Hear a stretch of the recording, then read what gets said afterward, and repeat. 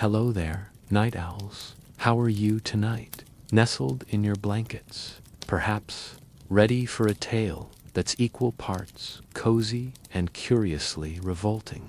They wore crowns of gold, slept on velvet cushions, and bathed once a year.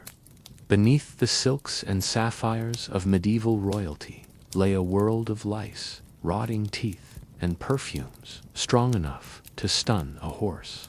Tonight, as you settle into your pillows and let your eyelids grow heavy, we tiptoe past the flickering candlelight and peek behind the privy curtain to uncover the truly disgusting hygiene secrets of medieval queens. So close your eyes, take a deep breath, and let the gentle horrors of history lull you into a strange and soothing slumber. In the candlelit corridors of medieval castles, where the air was thick with smoke, sweat, and secrets, queens glided past courtiers in clouds of perfume. Not the delicate spritz you might imagine, but heavy, syrupy concoctions, rose oil, civet musk, and ambergris scraped from the bellies of whales. These weren't just fragrances, they were armor, a scented shield against the stench of unwashed bodies, chamber pots, and the ever-present bouquet of medieval life. Bathing, you see, was rare. Some queens bathed once a month, others once a year, and some never. Water was suspicious. It could seep into the skin and invite disease. So, instead of scrubbing, they dabbed. A cloth soaked in wine or vinegar, gently patted on the neck, the wrists, the face, a royal wipe-down, if you will. Their perfumes were stored in ornate bottles, carved from crystal or blown from Venetian glass. Some were so potent they could be smelled from across the hall. And that was the point. A queen's scent announced her presence long before she entered the room. It lingered on her gloves, her letters, her pillow. It was her signature, her olfactory crown. But beneath the perfume, skin rarely touched by soap, hair stiff with oils and powders, gowns that hadn't seen a wash in months. The illusion was complete. From a distance, she was divine. Up close, well, let's just say the roses worked overtime. Even her cosmetics were part of the deception. A pale face was the fashion, so queens painted their skin with lead-based powders. It gave them a ghostly glow, slowly poisoned them. Rouge was made from crushed bugs, eyeliner from soot. Beauty in the medieval court was a dangerous game. And yet, in the quiet of her chamber, as the candles flickered and the perfume settled into the tapestries, the queen might sit at her vanity, dabbing her wrists with rose water, brushing her hair with a silver comb, wondering just for a moment if anyone truly knew what lay beneath the scent. So, as you drift off tonight, wrapped in clean sheets and modern comforts, spare a sleepy thought for the queens of old. Regal, radiant, and just a little rancid. To bathe was to risk your soul, or so many believed. Water, they thought, could weaken the body, open the pores to disease, and tempt the spirit toward vanity. A warm bath might feel divine, but it was also indulgent, suspicious, and possibly sinful. Especially for queens, whose bodies were considered sacred vessels of lineage and power. Better to stay dry and holy. So how did they stay clean? They didn't. Not in the way we understand it. Instead, they practiced what we might call ritual freshness. A cloth soaked in wine or vinegar, gently dabbed on the face. A dusting of scented powder to absorb sweat. A change of linen, though not too often. And always, always, the perfume, heavy, floral, and relentless. Bathhouses did exist, of course, but they were often associated with scandal. Public bathhouses were places of gossip, temptation, and occasionally illicit rendezvous. For a queen to bathe publicly, unthinkable. Even private bathing was rare. A wooden tub might be dragged into her chamber once a season, filled with lukewarm water and surrounded by screens. Servants would pour herbs into the bath: lavender, rosemary, mint knot, for cleanliness, but to mask the inevitable odor, and the process was exhausting. Heating the water took hours, carrying it even longer. The bath itself was brief, awkward, and followed by a long, drying ritual involving cloths, powders, and prayers. It was less a luxury than a logistical nightmare. Some queens bathed only before major ceremonies: coronations, weddings, or childbirth. Others avoided it altogether, relying on layers of clothing and layers of scent. Their bodies became palimpsests of perfume, powder, and perspiration, a history written in grime. And yet they were admired, revered, painted in portraits with glowing skin and serene expressions. The illusion held, because in a world where everyone smelled, the queen simply smelled better. So tonight, as you sink deeper into your mattress and let your breath slow, imagine the quiet of a medieval chamber, the flicker of firelight, the rustle of silk, and a queen seated beside a tub she never used, dabbing her neck with rose water and whispering a prayer not for cleanliness but for grace. In the medieval world, teeth were not treasured. They were tolerated, brushed rarely, flossed never. And yet queens smiled softly, carefully, and only when absolutely necessary, because behind those regal lips lurked a battlefield of decay. Sugar was a luxury, but when it arrived with vengeance. Candied fruits, honeyed pastries, and sweet wines fit for a queen and fatal for her molars. Toothaches were common. Rotten teeth were expected, and losing them practically fashionable. Dental care, such as it was, involved rinsing the mouth with vinegar, wine, or salt water. Some queens chewed herbs, mint, sage, or cloves to freshen their breath. Others rubbed their teeth with cloths dipped in ashes or crushed shells. It was more ritual than remedy. Toothpaste didn't exist. Toothbrushes were twigs, and dentists, well, they were more like enthusiastic amateurs with pliers. If a queen had a toothache, she might summon a barber surgeon. He'd arrive with a grim smile and a sturdy grip. No anesthesia, just a prayer, a scream, and a goblet of wine. Some queens wore their toothlessness with pride. A sunken smile was a sign of age, wisdom, and survival. Others hid it behind fans, behind veils, behind carefully posed portraits. The royal mouth was a mystery, and perhaps that was for the best. And yet they endured, they ruled, they whispered secrets and issued commands.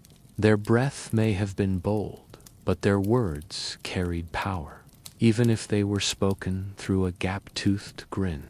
So tonight, as you rest your head and let your jaw relax, be grateful for your toothbrush, for your toothpaste, for your dentist who doesn't arrive with pliers and a prayer, and spare a sleepy thought for the queens of old stoic, silent, and proudly toothless. Hair, in the medieval court, was a symbol of beauty, status, and mystery.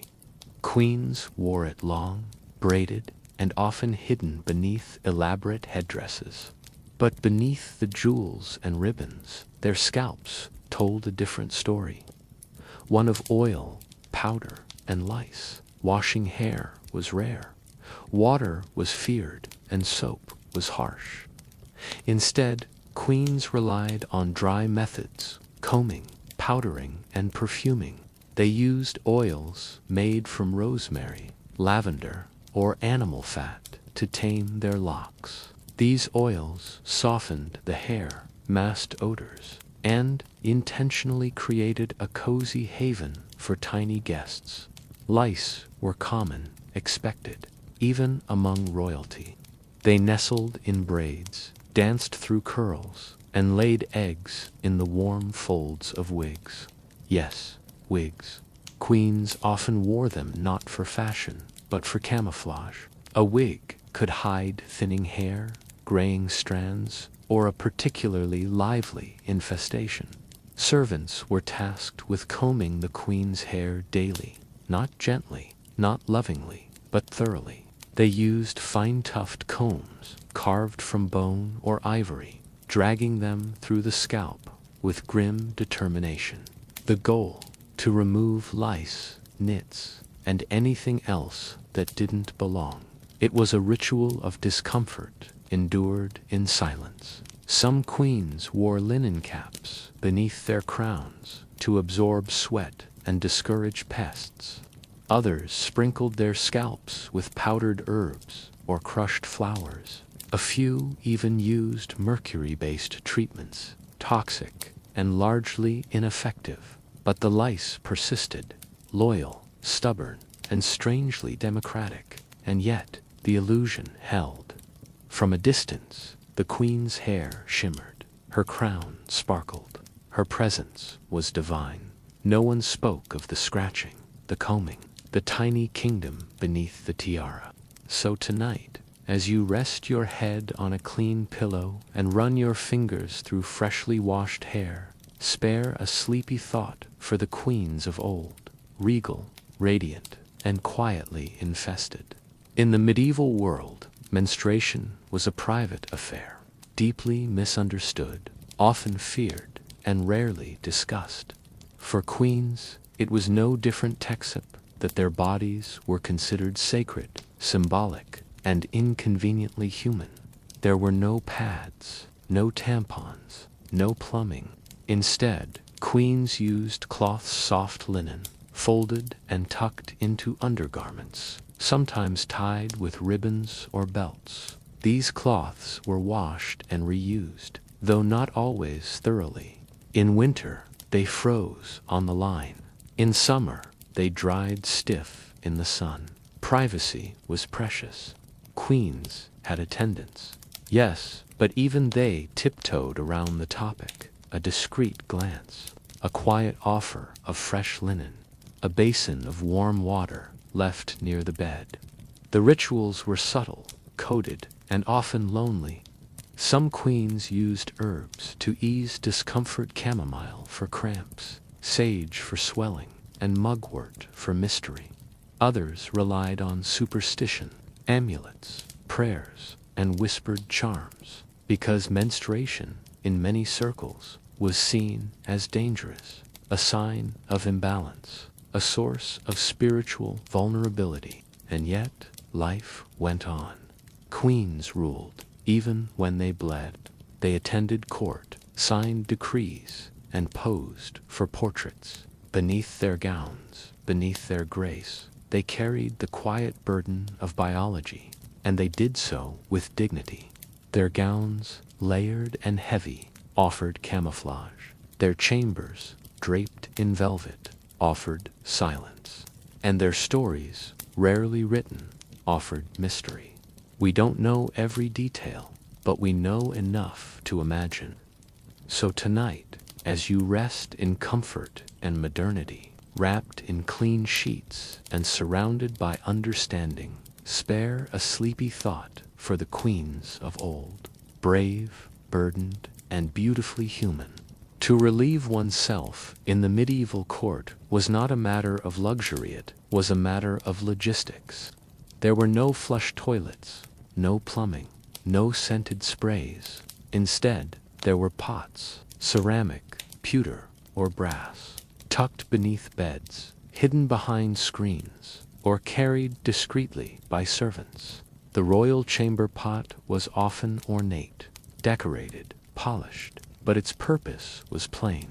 When nature called, the queen would sit sometimes on a padded stool, sometimes on a wooden throne with a hole carved in the seat, and do what queens must do, quietly, quickly, and with as much dignity as one can muster while perched above a bowl. Servants known as groom of the stool were tasked with assisting. Yes, that was a real title, a position of trust, oddly prestigious and deeply intimate. They managed the pot, the cloths, the water, and the silence. They knew the queen's rhythms, her rituals, and her secrets, and they never spoke of them. Afterward, the pot was emptied into cesspits, courtyards, or rivers. Sometimes the contents were used as fertilizer. Sometimes they were simply ignored. The smell lingered. The dignity endured. Queens traveling on the road had portable pots, carried in carriages, tucked into trunks. Privacy was scarce, comfort even scarcer, but the ritual remained. A quiet moment, a necessary pause, and a reminder that even royalty must answer nature's call. And yet, the illusion held. In portraits, the queen stood tall. In court, she glided gracefully. No one imagined the pot beneath her bed. No one spoke of the groom of the stool. It was a secret shared by all and acknowledged by none. So tonight, as you rest in modern comfort, with plumbing that hums and privacy that's yours, spare a sleepy thought for the queens of old, regal, radiant, and quietly relieved. To be royal was to be untouchable, elevated, above the common folk and, apparently, above soap. Queens wore gowns stitched with gold jewels that sparkled like stars, and perfumes strong enough to stun a stable boy. But beneath the glamour, a scent, a signature, a status symbol. In medieval society, laborers smelled of sweat, soil, and livestock. They bathed in rivers, scrubbed with ash, and aired their clothes in the sun. Queens, on the other hand, avoided water, feared it, replaced it with powders, oils, and layers of linen. Their scent was not of cleanliness, but of wealth. The richer you were, the more you could afford to mask your natural aroma. Exotic perfumes from the East, incense burned in chambers, herbal sachets tucked into sleeves and bodices. But these were not cleansing agents. They were camouflage.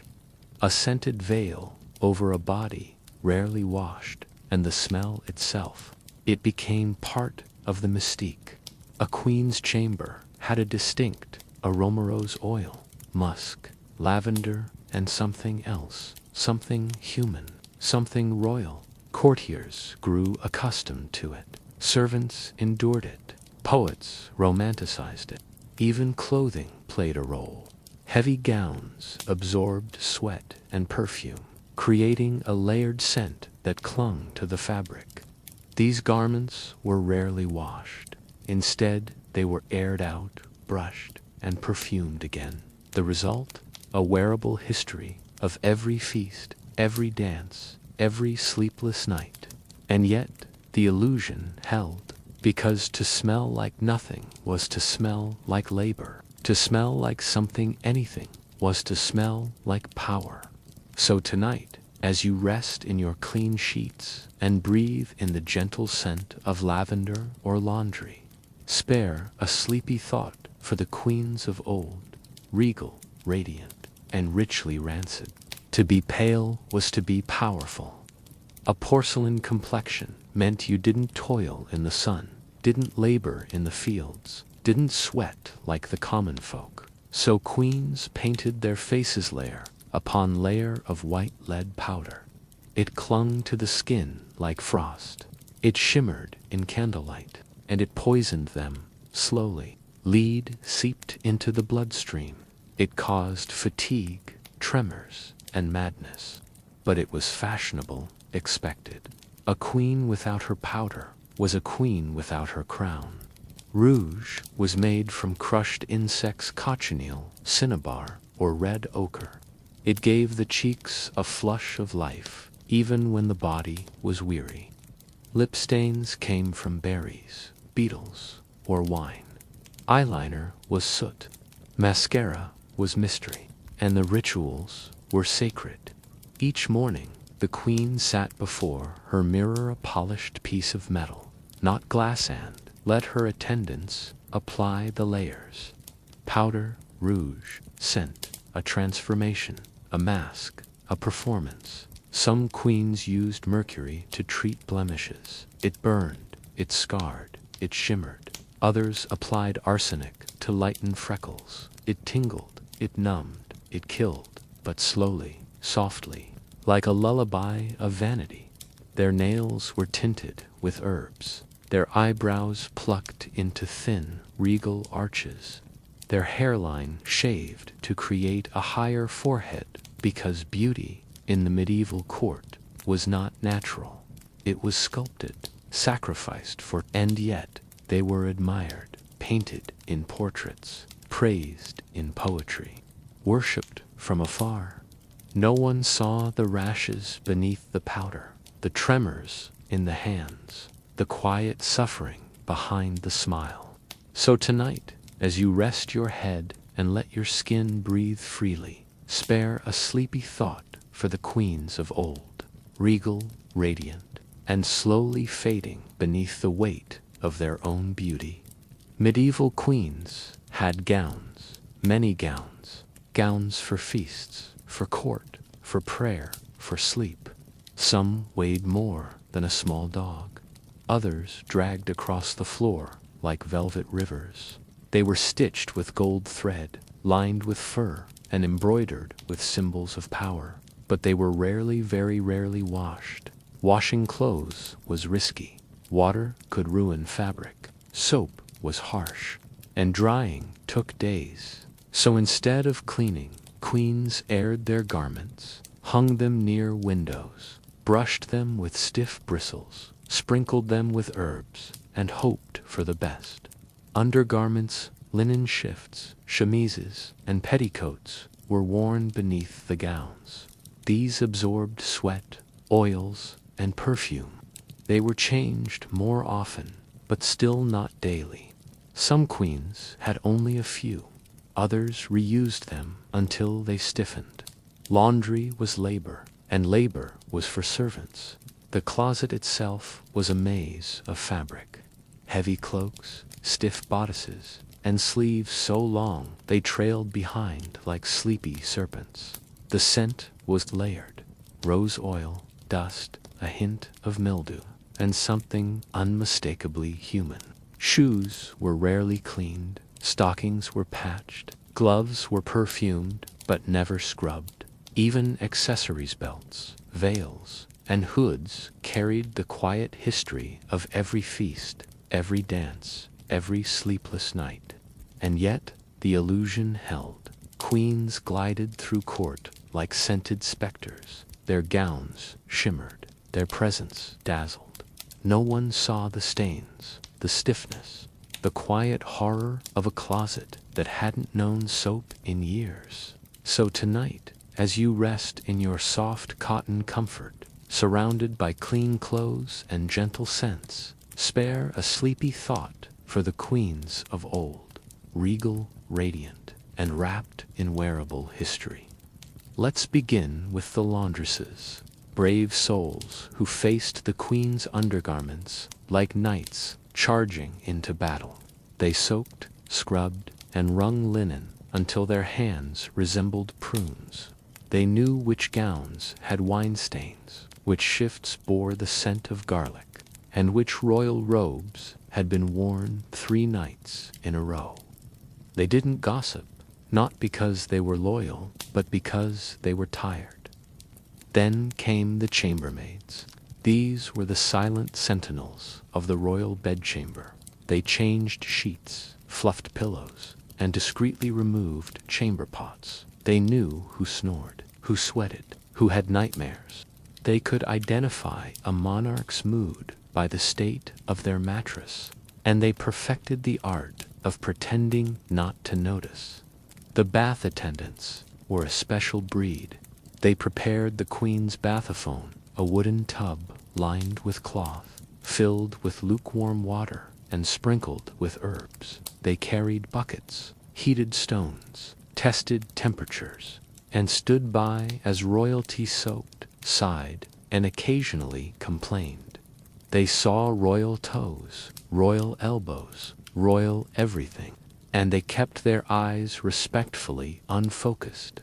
Let's not forget the perfume bearers. These were the olfactory magicians who masked the truth with rosewater, lavender, and musk. They dabbed, sprinkled, and waved scented fans. They knew which smells meant stress, which meant illness, and which meant someone had skipped laundry day. Their noses were legendary, their discretion even more so. And finally, the tailors and dressers. They stitched secrets into seams. They adjusted bodices, pinned sleeves, and tightened corsets. They knew which gowns caused rashes, which fabrics trapped sweat, and which queen had a habit of tucking snacks into her sleeves. Yes, really. These servants didn't write memoirs. They didn't leave diaries, but they were the quiet archivists of royal reality. They saw the glamorand, the grime, and they carried it all with grace, humor, and a very strong stomach. Bathing in the Middle Ages was a complicated affair. Water was seen as both cleansing and corrupting. Too much exposure could weaken the body. Open pores were considered dangerous, and soap was suspicious. Made from animal fat and lye, it smelled like ambition and burned like betrayal. Royalty bathed, but rarely. A queen might soak once a month, a king once a season, and when they did, it was an event.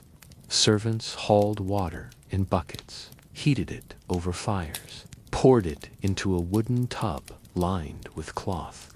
Herbs were added, rosemary, thyme, lavender not for scent, but for protection. Against what? No one was quite sure. The bath itself was brief. Royals didn't linger. They sat, soaked, and emerged like slightly damp statues. Towels were coarse, robes were heavy, and the air smelled faintly of boiled socks and ambition. Some monarchs preferred dry bathing ritual involving powders, perfumes, and vigorous rubbing with cloth. It was faster, less risky, and didn't involve sitting in one's own royal soup. Public bathhouses existed, but they were controversial, places of gossip, scandal, and questionable hygiene. Royals avoided them. Nobles whispered about them, and priests frowned deeply in their general direction. Instead, cleanliness was performed. Hair was brushed, hands were rinsed, faces were dabbed with rosewater, clothes were perfumed, and everyone pretended that was enough. And perhaps it was. After all, if everyone smelled faintly of sweat and thyme, who was to judge? In medieval times, perfume wasn't just a luxury, it was a language. A noblewoman's scent could signal wealth, virtue, or marital availability. A courtier's cologne might hint at ambition, allegiance, or a recent attempt to cover up garlic. And a queen's fragrance. That was a declaration. Rosewater was the classic choice.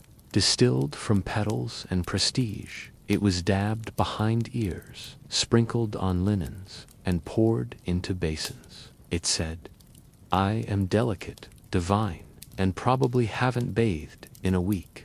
Musk, on the other hand, was bold, earthy, animalic. It came from glands of creatures best left unnamed, and it lingered like a rumor. Musk said, "I am powerful, mysterious, and possibly plotting something." Lavender whispered calm, clove hinted at spice. Cinnamon suggested warmth, and civet screamed. It was pungent, primal, and popular among those who wanted to be remembered. From across the room, perfume was also political. Royals gifted scented oils to allies. Nobles competed for the rarest blends, and servants learned to identify moods by fragrance alone. A sudden switch from jasmine to myrrh, trouble. A burst of mint in the morning, someone's trying too hard. There were scandals, too. A duchess accused of stealing a rival's signature scent. A prince who wore too much ambergris and was banned from feasts. A bishop who denounced perfume as vanity while secretly dabbing bergamot on his robes. And then there were the unscented, the rebels, the purists, the ones who let their natural aroma speak for itself. They were brave, they were bold, they were avoided. Medieval royalty loved sugar, candied fruits, honeyed pastries, sweet winesage, bite a symbol of wealth and indulgence. But sugar loved them back in the worst way. It clung to teeth, nestled in molars, and threw tiny, invisible parties of decay. Toothaches were common, cavities were rampant, and dental care, well, it was more folklore than science. When a queen complained of a throbbing incisor, the court sprang into action. Not with dentists, those were rare and terrifying, but with remedies. Clove oil was dabbed on gums, garlic was chewed, wine was swished, and prayers were whispered to Saint Apollonia, patron saint of dental distress. To evict them, healers smoked herbs near the mouth, hoping the worms would flee. Spoiler, they didn't. Extractions were performed, but only in dire cases. The royal tooth was yanked with pliers, twisted with tongs. Anesthesia, a strong drink, and a stronger scream. Smiles were rare. Royals posed with closed lips. Portraits favored solemn expressions. And laughter was often reserved for those with intact molars. To mask bad breath, nobles chewed mint, fennel, or cardamom. They rinsed with vinegar. They avoided onions. And they hoped no one leaned in too close during courtly dances. Yet, despite the pain, the swelling, and the occasional tooth falling out mid-feast, royalty endured. They smiled through the ache, they ruled through the rot, and they kept eating candied almonds like nothing was wrong. Royal beds were enormous, not just for comfort, but for status. A queen's bed might be carved from oak, draped in velvet, and surrounded by curtains thick enough to muffle gossip. It wasn't just a place to sleep, it was a stage. For politics, for ceremony, for snoring. The mattress itself was a marvel of medieval engineering, stuffed with straw, feathers, or wool depending. On budget and bravery it sagged in the middle, poked at the edges, and emitted a symphony of squeaks with every royal toss and turn. Sheets were linen, sometimes silk, often scratchy. Blankets were heavy, pillows were few, and the concept of a firm mattress was as mythical as dragons. Privacy was rare. Servants lingered nearby. Attendants slept in adjoining chambers, and in some cases, nobles shared beds not for romance, but for warmth and diplomacy. Imagine negotiating trade deals while trying not to roll onto your duke. Bedtime rituals were elaborate. The queen might be undressed by maids, her hair brushed 100 times, her feet rubbed with scented oils. A prayer was said, a candle was snuffed, and then silence. Except for the groaning bed, the distant cough of a chamberlain, and the occasional rat scurrying across the floorboards. Sleep was precious but elusive. The mattress shifted, the straw settled, the royal spine protested, and dreams arrived like uncertain guests, tiptoeing past the aches and the ambient noise.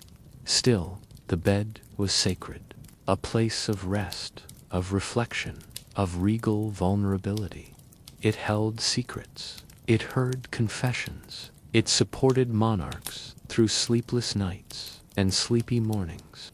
The royal morning began, not with an alarm, but with a procession. Servants entered the chamber quietly, bearing warm water, fresh linens, and the emotional fortitude to face the monarch's breath. The queen stirred, the king groaned, and the bed creaked in protest. There was no toothpaste, no toothbrush, no minty mouthwash. Instead, royalty rinsed with wine, chewed herbs, or dabbed their lips with rosewater. It helped a little, but medieval breath was a force of nature shaped by last night's feast, a lifetime of dental neglect, and the absence of fluoride. Despite this, mornings were formal. The monarch was dressed by attendants, layer by layer, like a human onion. Hair was combed, jewelry was selected, and breath ignored completely. No one mentioned it, not even the brave soul who handed over the goblet of morning wine while holding their own breath. Breakfast was light bread, cheese, maybe fruit, but the real meal was status. Who sat closest to the monarch? Who was invited to speak? Who flinched at the first yawn? These were the politics of proximity, played out in the haze of halitosis. Some royals chewed cloves or fennel seeds. Others carried scented sachets. A few simply spoke less until noon. And one famously diplomatic queen was said to wave a perfumed fan in front of her mouth while speaking elegant, evasive, and entirely effective. Morning breath wasn't a flaw, it was a fact, a shared experience. A reminder that beneath the crown and velvet, even royalty woke up a little, ripe. Medieval feasts were grand. Tables groaned under roasted meats, spiced pies, honeyed fruits, and flagons of ale. Royals indulged, nobles nibbled, and digestive systems responded. But in court, decorum was everything. A misplaced burp could raise eyebrows. A rogue rumble might spark rumors, and a well-timed toot that was a diplomatic disaster. Etiquette manuals didn't cover flatulence directly. They danced around it. Maintain composure, avoid sudden noises, excuse oneself discreetly. But the body had its own agenda. Some monarchs developed strategies, a cough to cover the sound, a sudden interest in the tapestry, a dramatic shift in seating. Others blamed nearby servants, pets, or if desperately, acoustics. There were legends, too. A duke who cleared a room with a single gust, a queen who fainted from the fumes of her own feast, and a jester who turned flatulence into performance art, earning applause and a lifetime supply of cabbage. Perfume played a role. Lavender sachets were tucked into sleeves. Rosewater was spritzed mid-conversation. And one particularly paranoid prince insisted on incense at all meals just in case. Still, the court was forgiving. Everyone had a stomach. Everyone had a moment. And behind closed curtains, even the most regal of royals let nature take its course. Let's begin with the basics. Bathing was rare, and lice were not. These tiny tenants lived in hair, seams, and bedding. They were loyal, they were itchy, and they were everywhere.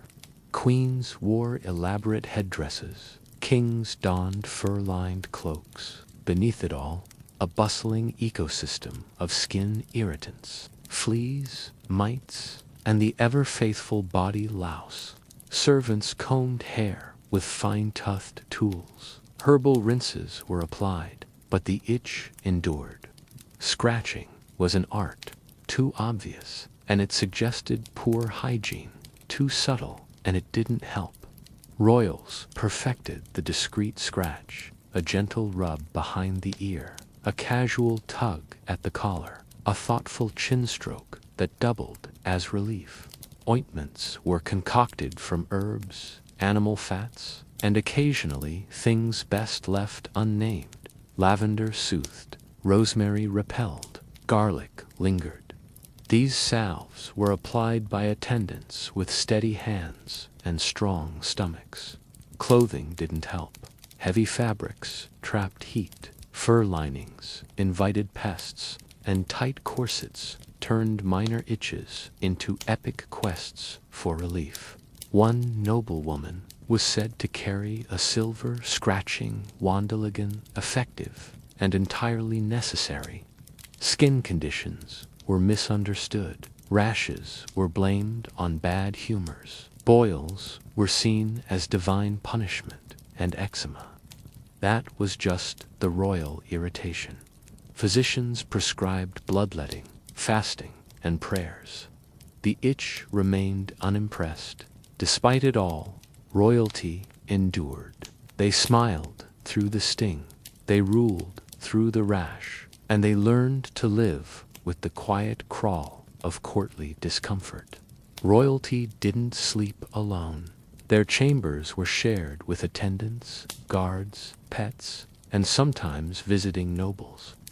Privacy was a myth, silence a luxury, and snoring a nightly performance. Kings snored with authority. Queens snored with grace. Dukes snored like distant drums, and jesters, when allowed to sleep indoors, snored in rhythm with their dreams. Beds creaked, straw shifted, fireplaces crackled, and somewhere in the velvet shadows, a royal nose whistled like a sleepy flute. Snoring wasn't shameful, it was natural, but it was also political. A monarch's snore could be interpreted. Was it a soft hum of contentment, a guttural growl of unrest, a sudden snort of indigestion? Courtiers listened carefully. Some royals tried remedies, herbal pillows stuffed with lavender and chamomile, sleep masks made of silk. One famously nasal prince slept sitting upright, convinced it reduced his nocturnal honking. It didn't. Servants adapted. They learned to sleep through the royal rumble. They stuffed cloth in their ears. They developed selective hearing, and one clever chamberlain invented a game, guessing which noble was snoring based on pitch and rhythm. He was never wrong. Snoring also had its dangers. A loud snore could reveal a sleeping monarch to would-be assassins. A sudden snort could interrupt a diplomatic sleepover, and a duet of dueling snores once caused a minor scandal at a royal retreat. Still, the snore was part of courtly life. It echoed through tapestries. It rumbled beneath crowns, and it reminded everyone that beneath the silken ceremony, even royalty needed rest. Feasts were frequent, celebrations were lavish, and moderation. That was for peasants. Kings toasted victories. Queens sipped sweet wines. Nobles clinked goblets over gossip. And by midnight, the court was a symphony of slurred sonnets and questionable dancing. But come dawn, the glamour faded. The royal head throbbed. The stomach protested. And the memory of last night's impromptu lute solo returned with cruel clarity. Hangovers were not well understood. They were blamed on bad humors, evil spirits, or simply too much joy. Remedies varied wildly. Pickled eel broth was a favorite, salty, slimy, and allegedly restorative. Cold compresses of cabbage leaves were applied to the forehead. Effective, debatable, absolutely not. Herbal infusions of mint, rosemary, and regret were sipped slowly, and one particularly optimistic physician recommended singing softly to the liver. Results were inconclusive. Servants knew the signs: the slow rise from bed, the squint at sunlight, the royal groan that echoed through velvet curtains. They brought water, silence, and the strongest herbal tea known to medieval science. Court etiquette adjusted. Conversations were hushed. Feasts were postponed, and jesters were warned. No juggling before noon. Some monarchs embraced their hangovers. They wore them like medals. A fine feast, they'd declare, eyes half closed, judged by the pain of its aftermath. Others denied everything. I feel splendid, they'd insist, while sipping broth and avoiding sudden movement. Despite the suffering, feasting continued, because in the medieval mind, joy was worth the ache, laughter was worth the limp, and wine was worth the wobble. Medieval royalty lived in splendor, but beneath the velvet and gold there were stains, literal ones on gowns, sheets, and reputations, and metaphorical ones etched into history, embroidered into myth. The final stain wasn't a blot of wine on a royal robe. It was the idea that elegance could exist alongside odor, that power could coexist with discomfort, that even the most regal of rulers were, in the end, human, sweaty, sleepy, slightly itchy. Cleanliness, as we know it, was centuries away. Soap would evolve, baths would become daily, teeth would sparkle. But in the medieval court, grime was part of the tapestry. It was woven into rituals, hidden in etiquette, masked by perfume, and ignored by portrait artists. And yet there was beauty in the resilience, in the rituals, in the quiet dignity of a queen adjusting her crown while discreetly scratching her scalp, in the king who snored through diplomacy but ruled with wisdom, in the servants who knew too much and said just enough. The final stain reminds us that history isn't polished, it's lived, it's messy, it's magnificent, and it's worth remembering, even as we wash our hands of it. So tonight, as you nestle into your clean sheets, surrounded by modern comforts and minty freshness, let the final stain fade, let the stories linger, and let sleep carry you gently into dreams where even the past feels cozy. Sleep well, royal historian. You've earned your crown of comfort. May your dreams be soft, your sheets be spotless, and your memories forever delightfully dusty.